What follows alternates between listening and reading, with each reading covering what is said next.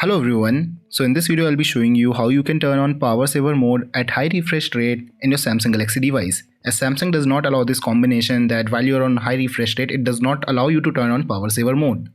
But before starting this video, I want you all to know that in the description of this video I have pasted the links to some of the coolest accessories available for your Galaxy device, so please have a look at it. And I have also made a video on 5 essential apps to have on your Galaxy device, so I will put the link of that video also in the description. And now let's get started without any further ado. So first of all, just go to your phone settings, and in your phone settings go to display settings, and then go to motion smoothness. And let's assume you are on high or adaptive smoothness by default, so I am changing it to that. And now just click on standard smoothness and click on apply. So now you are on standard smoothness.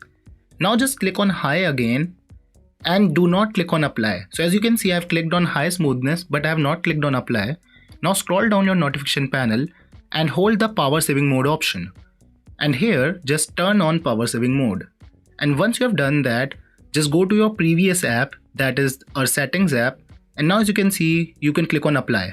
I've clicked on apply, and now as you can see that my motion smoothness is set to high and my power saving mode is also turned on. You can see on my notification panel that power saving mode has been turned on. So the only thing that you have to do is you have to go to motion smoothness, set it to standard, and then set it to high, but do not click on apply.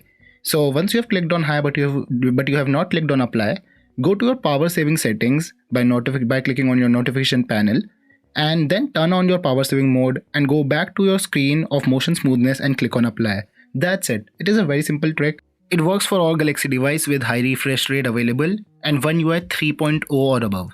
So I hope you like this video. If you like this video, then please leave a like, and I'll see you guys in the next one.